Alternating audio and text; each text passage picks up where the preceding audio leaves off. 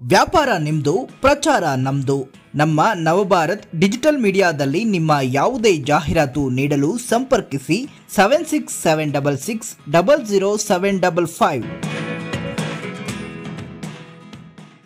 ರೈತನಾಗಿ ಉಳುಮೆ ಮಾಡುವ ಮೂಲಕ ಯುವಕರಿಗೆ ಮಾದರಿಯಾದ ಸಮಾಜ ಸೇವಕ ವಿ ಮೋಹನ್ ಕೃಷ್ಣ.